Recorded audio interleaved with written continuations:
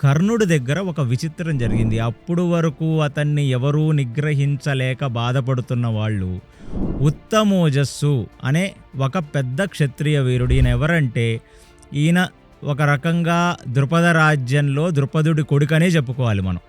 ఎందుకంటే దృష్టద్యుమ్నుడికి అతను తమ్ముడు వరస అవుతాడు.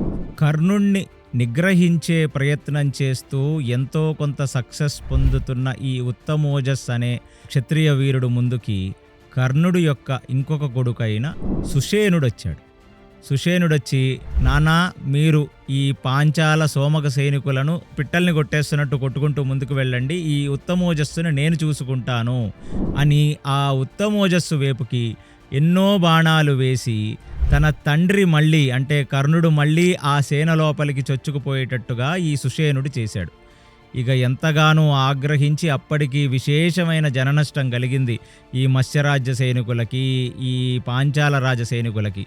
ఇక ఎలా అయినా ఈ సుషేనుణ్ణి సంహరించాలని కర్ణుడు అక్కడ నుంచి మొదలు పెట్టుకొని ఒక పర్లాంగు దూరం వెళ్ళి కొందరిని చంపటం మొదలయ్యే లోపల ఇక ఉత్తమోజస్సు ఎంతగానో ఉగ్రరూపం దాల్చి కొన్ని వందల బాణాలని ఆ సుషేనుడి మీదకు వేసి సుషేనుడు యొక్క గుండెల్లోంచి బాణాలు గుచ్చుకుంటూ బయటకు వచ్చేసి సుషేనుడు ఎగిరి ఆ రథం మీద నుంచే కింద పడ్డాడు.